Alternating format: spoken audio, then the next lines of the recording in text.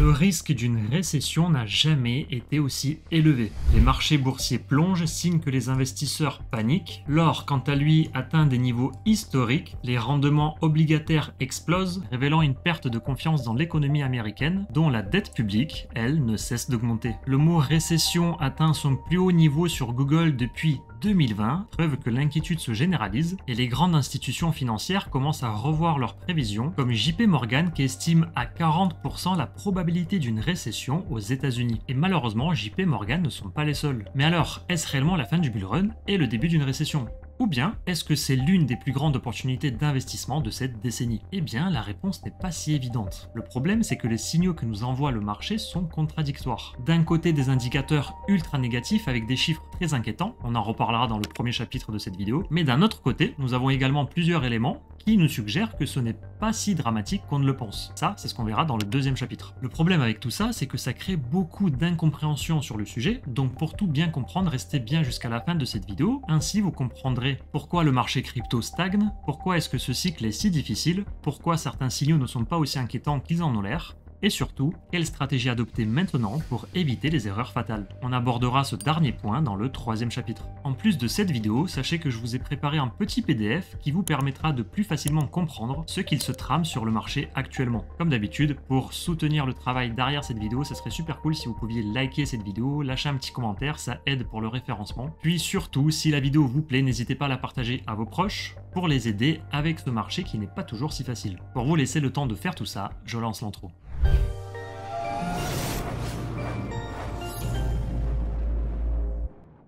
Ces derniers temps, tout porte à croire qu'on bascule vers un scénario catastrophe. Les investisseurs paniquent, les signaux négatifs s'accumulent, mais est-ce vraiment justifié? Pour répondre à cette question, voyons tout d'abord ce qui alimente cette peur. Quels sont les indicateurs qui font trembler les marchés et annoncent une possible récession? Vous allez voir, certains indicateurs sont vraiment inquiétants.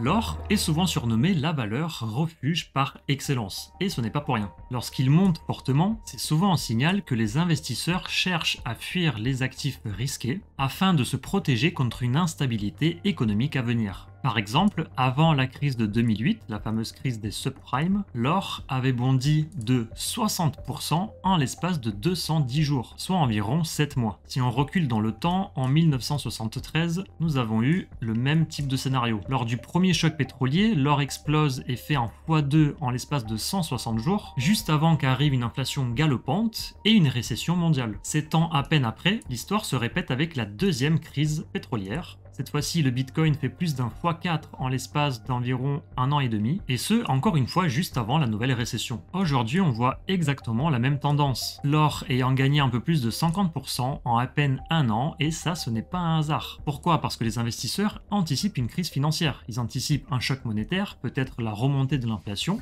et donc ils se réfugient dans la valeur refuge par excellence, l'or. Alors la deuxième valeur refuge par excellence, la première on la connaît tous, elle commence par B. Tout cela fait que l'or explose à la hausse. Avec les tarifs douaniers de Trump, les marchés nagent actuellement dans de l'incertitude, et lorsque c'est le cas, tout peut arriver. Et ça, les marchés l'ont bien compris. Par exemple, l'indice S&P 500, regroupant les 500 plus grandes entreprises américaines, vient de casser ce canal haussier en place depuis octobre 2023. Historiquement, ce n'est jamais bon. Si je dézoome, au cours de ces dernières décennies, à chaque fois que ce type de rupture s'est produite, le marché a connu une forte correction. Et ce dernier exemple en est parfait. Une correction qui est descendue jusqu'à moins de 30% environ et qui a pratiquement duré 2 ans. Aujourd'hui, on pourrait se trouver dans un même type de scénario où la rupture de ce canal viendrait nous amener dans une chute encore plus importante dans les jours, dans les semaines à venir, avec un marché baissier pour les quelques prochains mois. Est-ce que c'est ce qui va se passer? Peut-être. Mais une chose est sûre, un marché baissier ne vient jamais sans raison fondamentale. Et justement, la raison pourrait bien venir de la politique monétaire de la Fed, car cette fois, même les injections massives de liquidités sur le marché ne permettent pas de relancer la machine. Je m'explique. En temps normal, lorsque la réserve fédérale injecte des liquidités, les marchés ont tendance à exploser à la hausse. En effet, plus d'argent en circulation signifie plus d'investissement. Or, une injection vient d'avoir lieu récemment et regardez ce qu'il se passe, au contraire, le prix chute. Autrement dit, cette fois-ci, cette injection ne suffit pas. En effet, depuis janvier, donc à peu près à partir de là, plus de 320 milliards de dollars ont été injectés via la réduction du TGA. Alors le TGA c'est quoi? Pour ceux qui ne savent pas, je vous explique très rapidement. TGA sont les initiales de Treasury General Account et en gros c'est le compte en banque du gouvernement américain. Et comme vous pouvez le voir sur ce graphique, on peut suivre en temps réel l'évolution de ce compte. Alors on peut également l'avoir sur TradingView, très bien. Et si on regarde ce qui se passe ces dernières semaines, on peut voir que depuis la fin de janvier,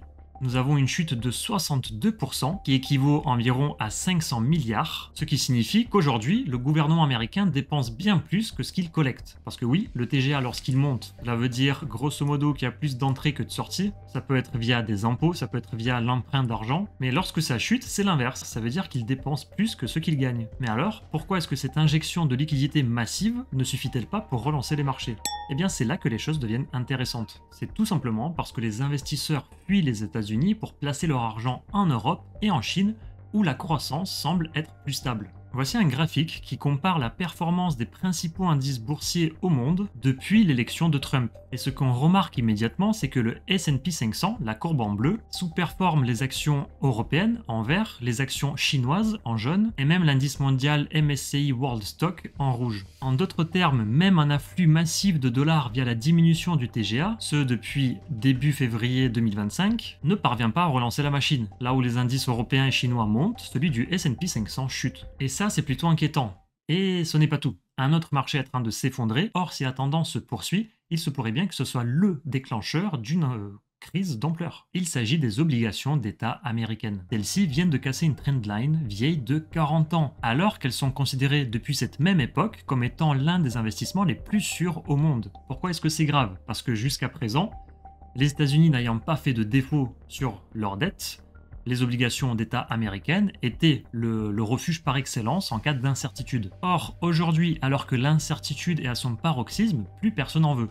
Pourquoi? Eh bien pour plusieurs raisons, dont la principale c'est l'augmentation de leur dette publique. La dette américaine explose et ça fout le bordel. Plus la dette augmente, plus le gouvernement doit émettre d'obligations pour se financer. Autrement dit, pour payer cette même dette. Donc la dette explose, le gouvernement émet des obligations pour payer cette même dette. Or, plus il y a d'obligations et plus leur prix va baisser, la loi de l'offre et de la demande, rien de plus simple. Quand les prix baissent, les rendements, eux, montent, ce qui oblige le gouvernement à proposer des taux d'intérêt plus élevés pour convaincre les investisseurs d'acheter les nouvelles obligations. Et c'est là où ça devient marrant, c'est que les taux d'emprunt explosent et aggravent encore plus la dette. Donc pour payer cette même dette, qu'est-ce qu'ils font? Eh bien ils émettent encore des obligations, ce qui, vous avez compris, fait baisser le prix, on se retrouve ici. C'est ainsi que la boucle est bouclée, on rentre dans un cercle vicieux de l'endettement. Résultat, personne ne veut acheter ces obligations et tout le monde attend d'avoir des conditions plus favorables. Or, si cette dynamique continue, elle pourrait provoquer une crise financière majeure. Et c'est là on en revient à ce que je vous expliquais il y a 2 semaines dans cette vidéo. Dans un tel contexte, le quantitative easing pourrait être la solution miracle pour stopper l'hémorragie. Mais est-ce que la Fed va oser relancer la planche à billets? On en parle dans le chapitre suivant. Pour résumer ce premier chapitre, nous avons plusieurs signaux d'alerte majeurs. Oui, l'or atteint un nouvel ATH signalant une fuite vers la sécurité. Le S&P 500 casse une tendance haussière, ce qui historiquement et à chaque fois menait à des corrections sévères. La Fed a injecté 320 milliards de dollars, mais les marchés ne réagissent même pas. Et les obligations américaines s'effondrent, mettant en péril la stabilité du système financier. Et comme si tout ça ne suffisait pas, Donald Trump lui-même a déclaré qu'une récession en 2025 n'était pas à exclure. Et du coup, la peur est bien présente. Les recherches sur le mot récession sont au plus haut depuis 2020. D'après le marché prédictif Kalshi, nous avons 41% de chances d'avoir une récession avant l'année 2026 et 36% de chances d'après le site Web3 Polymarket. Et vous, qu'en pensez-vous? Dites-le moi en commentaire, je serais ravi de connaître le point de vue de chacun. En tout cas, j'aimerais nuancer tout ça. Ça se trouve, on fait face à une panique amplifiée par les médias, comme ils savent très bien le faire, et qui en réalité est un faux signal. Parce que oui, il y a d'autres indicateurs qui nous montrent aujourd'hui que l'économie est encore très solide. Et c'est ce qu'on va voir à partir de maintenant.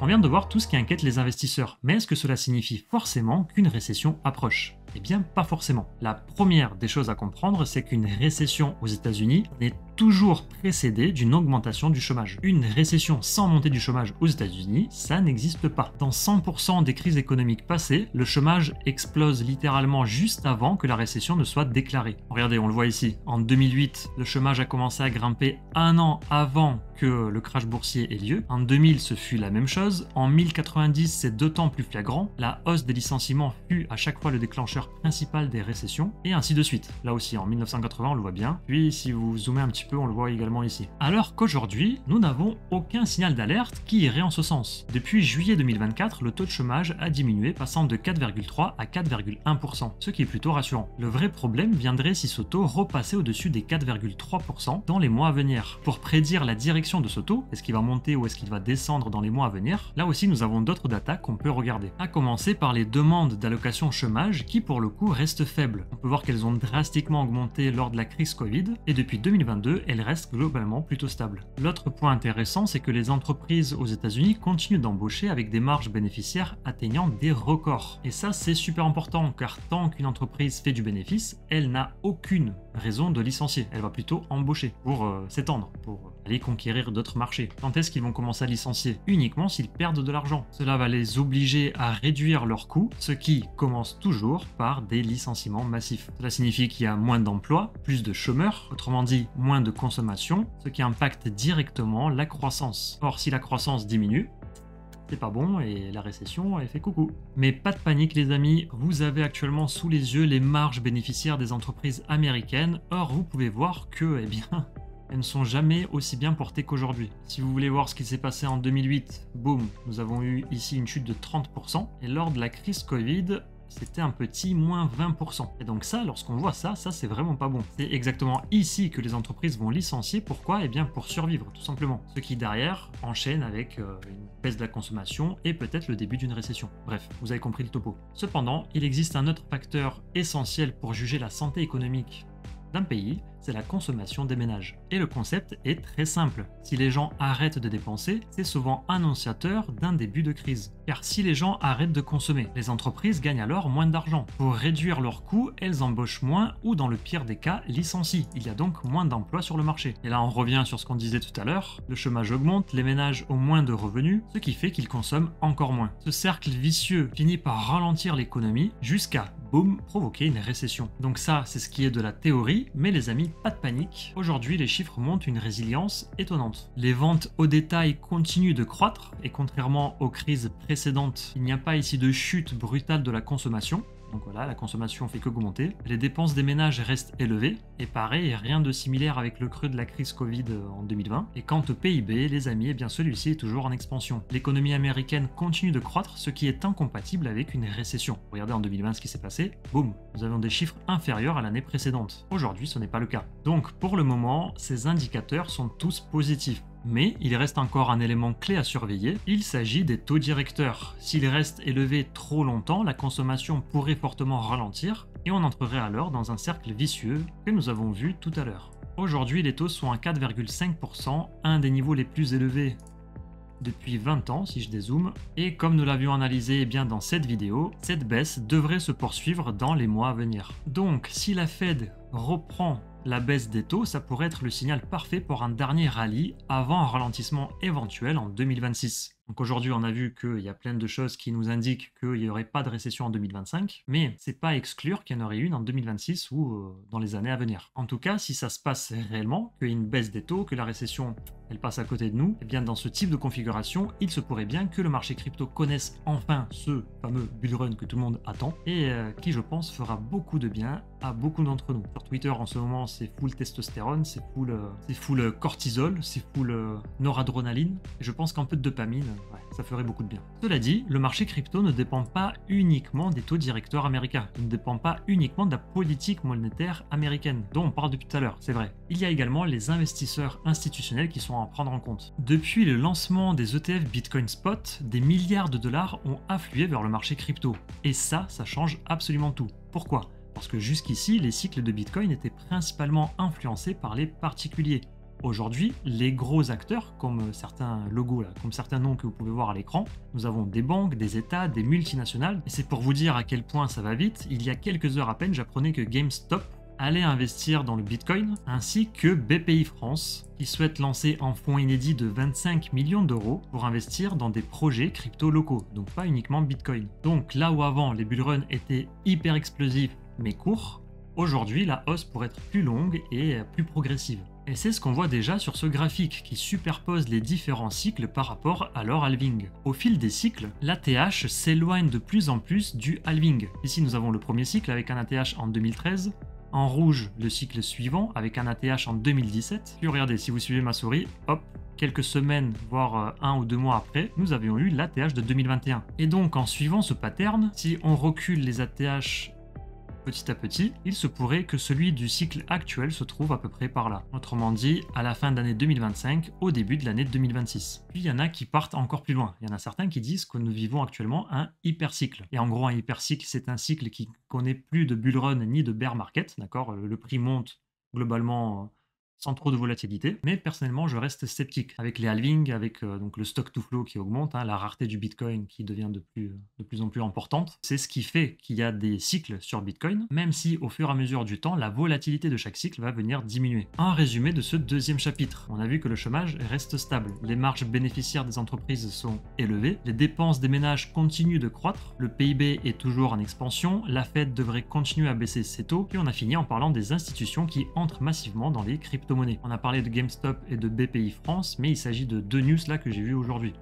Tous les jours, il y en a. Tous les jours, on apprend qu'il y a des banques, des entreprises, des États qui veulent investir dans Bitcoin, et donc c'est très bullish, surtout sur le long terme. C'est exactement pour ça qu'il y a autant d'incertitudes. D'un côté, nous avons des signaux alarmants, que tout le monde s'empresse de relayer sur les réseaux sociaux, renforçant ce sentiment d'insécurité, d'incertitude, puis de l'autre, des indicateurs plutôt positifs, comme ceux qu'on vient de voir. Et donc, que faire avec tout ça ? Qu'est-ce qu'on fait? Est-ce qu'on vend? Est-ce qu'on achète? Est-ce qu'on attend? Eh bien, cela nous amène à la question la plus importante de cette vidéo. Quelle stratégie doit-on adopter aujourd'hui?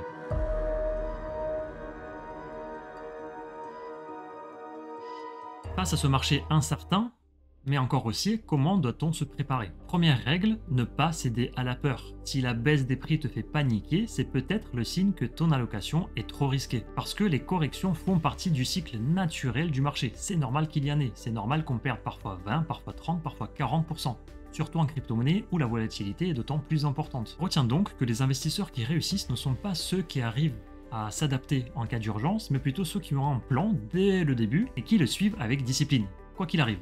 Qu'on montre qu'il y a une récession ou pas. Le deuxième conseil que je pourrais vous donner, c'est de ne jamais all-in sur un seul actif. C'est un truc que j'ai fait à l'époque. Grosse erreur. Grosse erreur. Le truc au final n'a pas bougé. Les crypto-monnaies que j'ai vendues, elles, ont augmenté. Et donc qu'est-ce que j'ai fait? J'ai vendu la crypto-monnaie que j'avais et j'ai investi sur celles qui ont monté. Grosse erreur. Bref, c'était une erreur de débutant. Ça m'a servi de leçon. Mais il y en a plein encore qui le font. Avant d'investir, ne faites jamais all-in sur un seul actif. Diversifiez-vous, mettez vos œufs dans différents paniers et ne faites pas la même connerie que moi. Troisième conseil, acceptez la volatilité. Si jamais vous voyez qu'un moins 50 vous empêche de dormir, les amis, je suis désolé de vous décevoir, mais peut-être que le marché crypto n'est pas fait pour vous. Puis, adaptez votre horizon d'investissement. Est-ce que vous comptez investir pour ce cycle uniquement? Est-ce que vous comptez investir pour les 20 prochaines années? Vous êtes jeune, vous avez 20 ans devant vous, votre façon d'investir sera différente. Mais je ne m'étale pas plus sur le sujet parce que c'est exactement ce que j'explique dans cette vidéo où en 22 minutes je vous présente le top 5 des erreurs crypto les plus courantes. Je vous mets le lien en description si jamais. Puis, un dernier conseil, face caméra, si je peux me permettre, c'est ne soyez pas trop gourmand. Le bull run, le bull market ne dure jamais éternellement. Donc si jamais le marché repart à la hausse, c'est une question de probabilité, rien n'est sûr, c'est pas sûr à 100% qu'il va repartir à la hausse, tout est possible, mais si jamais c'est le cas, prenez des profits progressivement, ne cherchez surtout pas à vendre un sommet exact, parce que vous n'y arriverez tout simplement pas. Vendez en DCA, investissez en DCA, le DCA c'est vraiment votre ami. Sécurisez ensuite une partie des gains réalisés dans des actifs plus stables. Puis surtout, restez flexible. En fonction de ce que fera le marché, vous devez être capable d'adapter votre stratégie. Mais alors, me diriez-vous, comment savoir quand ajuster sa stratégie? Pour ça, il faut garder à l'œil certains indicateurs clés vus dans cette vidéo. Pour savoir si on bascule vers une récession, il y a surtout 3 choses à surveiller. Le premier, c'est le chômage. Si les licenciements explosent et que le taux de chômage ici dépasse les 4,3%, ça serait un signal d'alerte majeur. Tout dépend ensuite comment il évolue, mais il faut surtout pas qu'il évolue à la hausse. Rappelez-vous de ce graphique. Lorsque c'est le cas, c'est jamais bon signe. Ensuite, n'hésitez pas à regarder les taux directeurs. Une baisse de ce taux pourrait relancer les actifs risqués. Mais s'il reste trop élevé et trop longtemps, longtemps, cela risque de trop freiner la croissance économique. Puis pour finir, la consommation. Si les dépenses des ménages plongent, attention au ralentissement économique. Et encore une fois, au risque de récession. Tant que ces 3 éléments tiennent, il y a encore du potentiel haussier. Ensuite, vous pouvez regarder d'autres éléments comme c'est indiqué dans le PDF fourni avec cette vidéo, mais malgré tout, les 3 les plus importants restent ceux-là. Donc pour conclure, nous sommes actuellement à un moment clé du cycle. Certains signaux indiquent une correction profonde, tandis que d'autres montrent que le marché pourrait encore monter avant le vrai ralentissement en 2026. Quoi qu'il en soit, l'histoire nous a montré à maintes reprises que les corrections extrêmes sont souvent des opportunités exceptionnelles. Qui parmi vous aurait osé acheter le crash en 2020? Qui, pensez-vous, a osé d'acheter le crash ici en mai 2002 ou en 2009? Et bien évidemment, c'est exactement la même chose, si pas plus, sur Bitcoin. Lors de bear market, waouh, les corrections font très mal. Ici, un moins 76%. Et donc les gens qui ont osé acheter ici le FUD sont aujourd'hui, actuellement, à plus 435%. Avec un ATH, un 600%. N'hésitez pas à partager la vidéo pour faire connaître l'état actuel du marché à vos proches, ça pourrait en aider beaucoup. Dites-moi en commentaire si d'après vous, si d'après toi, nous allons rentrer en récession en 2025. Pour répondre à cette question, justement, j'ai analysé dans ma dernière vidéo 21 indicateurs on-chain et dont certains sont très clairs sur ce qu'il peut se passer par la suite. Si jamais tu veux savoir ce que ces indicateurs prédisent, eh bien je t'invite à le regarder dès maintenant.